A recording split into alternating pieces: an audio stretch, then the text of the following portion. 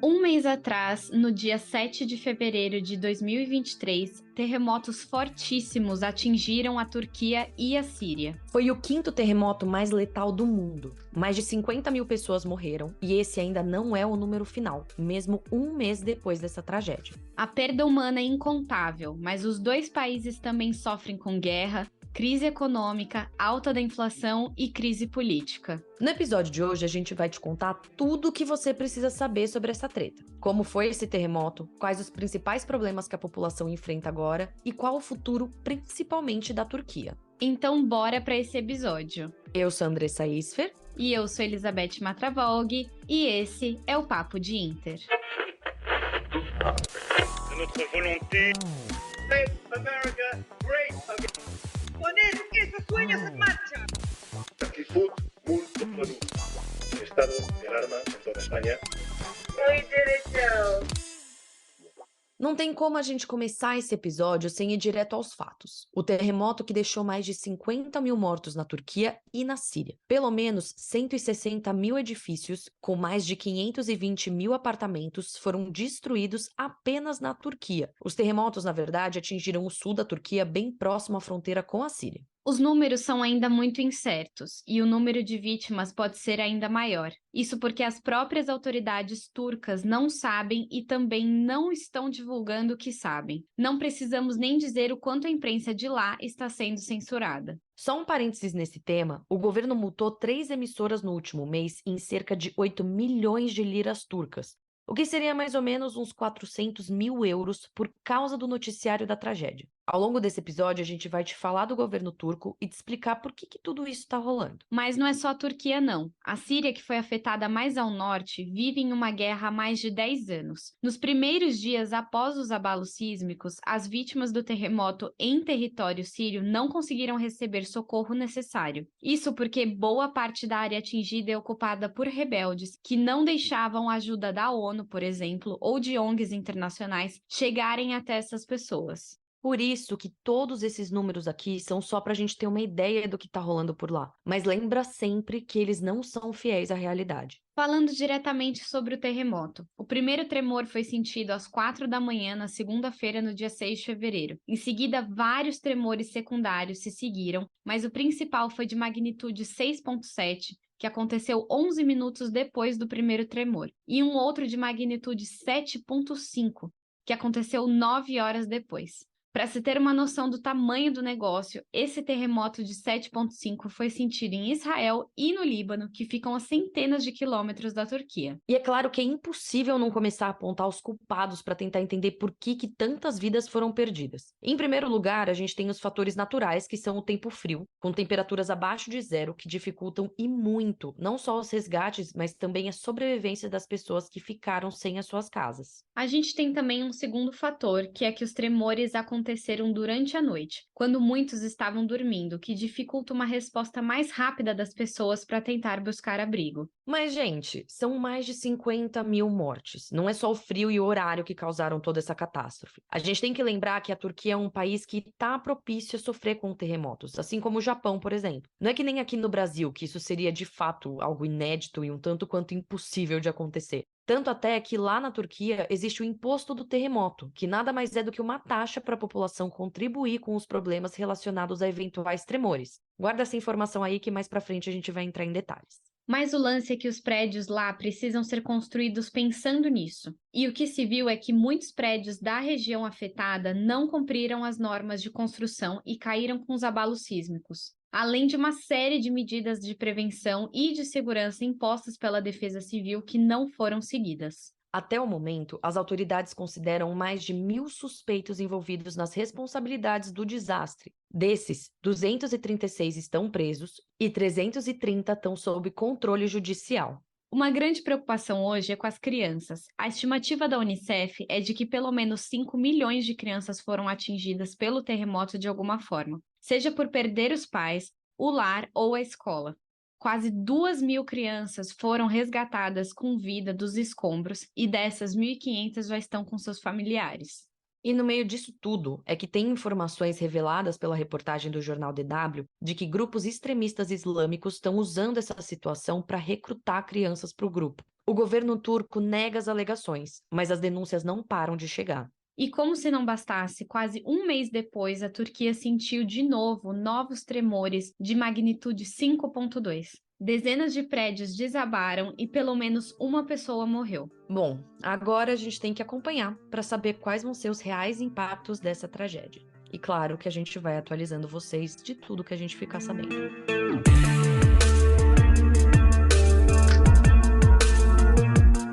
Bom, gente, eu vou começar esse bloco com um nome muito difícil, então, por favor, não me julguem, tá bom? Para você entender o auê que tá rolando, principalmente na Turquia, você precisa guardar um nome. Esse nome difícil aqui. Recep Tayyip Erdogan. Espero que esteja certo ou não, desculpa aí aos turcos. Ele é presidente lá da Turquia. E para quem não sabe, ele assumiu o poder em 2003 e desde então é acusado de ser autoritário e de atropelar as liberdades civis. Ele começou como primeiro-ministro e se tornou presidente só em 2014. No currículo do Erdogan ao longo dos anos do poder, a gente pode dar check em várias casinhas. Passagem pela prisão, protestos em massa, uma tentativa de golpe super violenta, tretas internacionais e por aí vai. Óbvio que cada situação aconteceu por um motivo específico, mas no contexto geral, o que você precisa saber é que o Erdogan é um líder bastante polêmico e a polêmica agora está de volta no seu governo. Depois dos terremotos, começou a surgir uma discussão que não existia antes. Será que Erdogan vence a próxima eleição? Isso porque o cara já participou de 14 e venceu todas elas, sendo 6 legislativas com seu partido, 3 referendos e 2 votações presidenciais. Mas agora não tem como esconder o descontentamento da população com o seu governo. Algo que vem chamando a atenção no noticiário, por exemplo, são os protestos que estão rolando em jogos de futebol. Foi o caso de um jogo de futebol entre 2 times turcos que eu não vou ousar tentar falar o nome porque vocês sabem que eu não sei falar nome nenhum. Na verdade, nesse jogo rolou uma homenagem às vítimas e uma chuva de bichinhos de pelúcia. Os torcedores desses times, que eu também não vou tentar falar o nome, porque não é só a Beth que tem essa dificuldade, né? Vamos lá. Eles arremessaram bichinhos de pelúcia quando rolou uma paralisação do jogo aos 4 minutos e 17 segundos, representando o horário em que o primeiro terremoto atingiu a Turquia. Esses bichinhos foram recolhidos e foram doados às crianças afetadas pelo terremoto.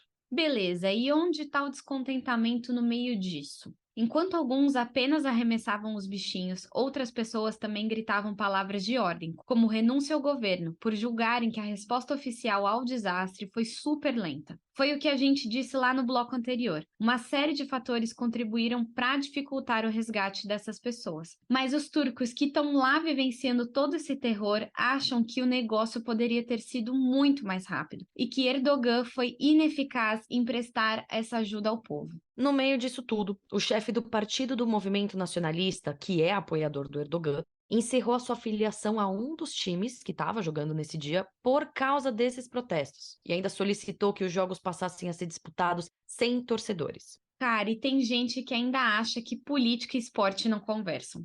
Rolaram outros relatos lá na Turquia de jogos em que as torcidas cantaram contra o governo exatamente pelos mesmos motivos. A resposta do governo: proibir os torcedores desse time de irem aos estádios. Antes de continuar, só um pequeno parênteses aqui, é que o Papo de Inter tem um episódio maravilhoso sobre esporte e política, é o de número 20. Lá a gente recebeu 3 convidados muito incríveis para discutir esse tema com a gente. Mas, continuando, Erdogan, é claro, veio à tona para dizer que os impactos do terremoto vão ser resolvidos pelo governo em 1 ano, o que inclui a recuperação de todas as fábricas, negócios e lojas. No próximo bloco, a gente vai falar mais sobre as eleições que vão rolar esse ano lá na Turquia e o cagaço do Erdogan em relação a elas. Mas o que a gente precisa ter bem claro até aqui é que o cara tá correndo um risco nunca corrido antes de perder o poder e ele tá bem nervoso, viu? Outro ponto que o Erdogan vem sendo alvo de críticas e descontentamento do povo é com relação às medidas tomadas antes do terremoto acontecer. A gente também já deu uma pincelada aqui, mas bora entrar em mais detalhes. Segundo a oposição de Erdogan, uma relação corrupta do governo com empreiteiras teria deixado passar uma série de fiscalizações e padrões mais rígidos de construção. O mesmo líder da oposição também mencionou um imposto criado em 1999 pelo governo, depois que a Turquia foi atingida por um baita terremoto que matou mais de 17 mil pessoas. Esse imposto foi aquele que a gente já falou no outro bloco, e ele teria como objetivo evitar que tudo isso se repetisse, ajudando inclusive na resposta das autoridades em situações extremas como essa. Mas a querida corrupção também teria pegado parte desse dinheiro, vamos dizer assim. Num contexto geral, Erdogan é acusado de querer construir uma nova Turquia, com prédios modernos e luxuosos, e nessa brincadeira deixou uma galera construir de maneira ilegal, com infraestrutura que não condiz com a necessidade do povo. Esses fatores, mais a corrupção envolvendo o dinheiro do tal imposto do terremoto, contribuíram para a tragédia que a gente viu há um mês atrás. E o povo, logicamente, não vai deixar passar essas questões.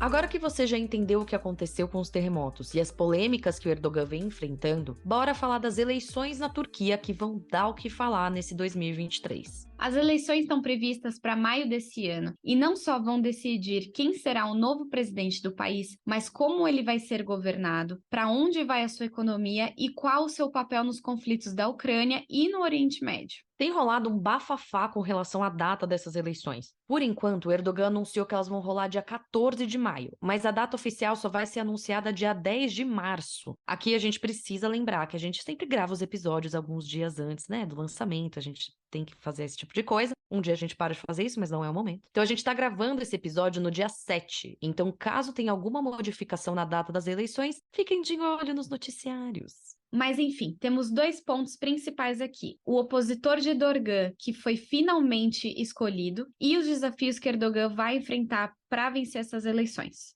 Começando pelo seu opositor, Betinha, você se livrou dessa, porque caiu o nome mais difícil pra eu falar. E eu vou falar bem devagar, gente, porque de fato, assim, é bem difícil. Justiça é feita, galera. Mais ou menos, né? Aqui tô ferrado. Tá. O opositor dele chama Kemal Kılıçdaroğlu. Não sei como pronunciar isso rápido, eu acho que eu pronunciei completamente errado. Mas a gente vai fazer o quê? A gente vai usar o nome Kemal.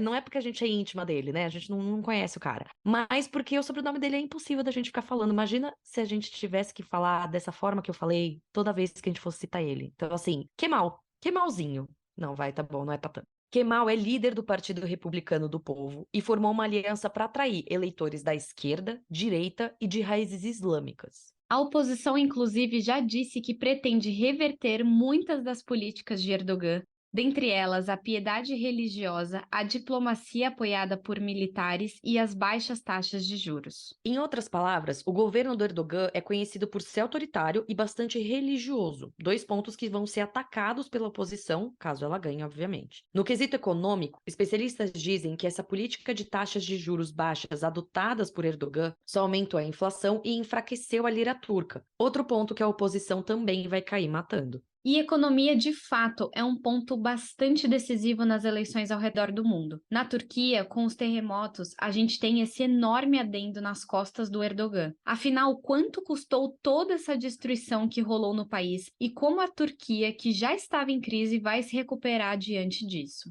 Segundo o Banco Mundial, os danos imediatos vão custar ao país mais de 34 bilhões de dólares, o que representa 4% da economia do país. Mas esse valor pode passar de 84 bilhões de dólares, sendo que o maior custo seria para reconstruir as casas das pessoas. E assim, como a gente disse, a situação já estava meio feia antes mesmo do terremoto. A economia da Turquia estava desacelerando, a inflação estava alta e a moeda perdeu quase 30% de seu valor perante ao dólar.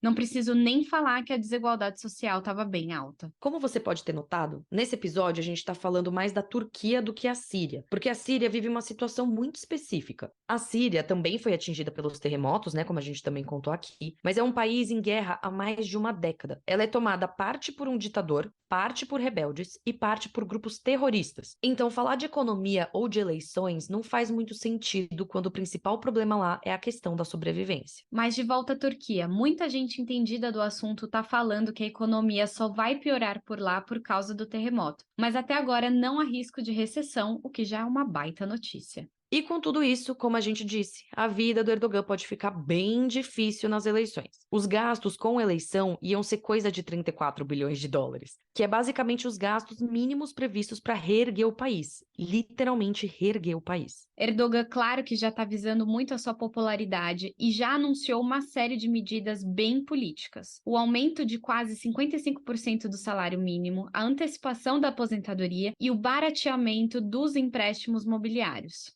Segundo uma pesquisa da Reuters, um mês antes do incidente, 52% da população turca já não curtia muito o jeito do Erdogan de governar. A questão é que mesmo depois do terremoto, a oposição, que teoricamente teria que ganhar um apoio maior, segue também sem popularidade. Isso muito porque eles não tinham um líder forte e também porque não apresentavam planos viáveis para reconstruir o país. Agora fica a pergunta, será que com o Kemal as coisas vão mudar? Mas a questão central disso tudo segue sempre sendo a mesma. É ano de eleição, oposição e governo estão naquela tensão e treta, e quem sai perdendo, como sempre, é a galera que perdeu tudo nesses terremotos.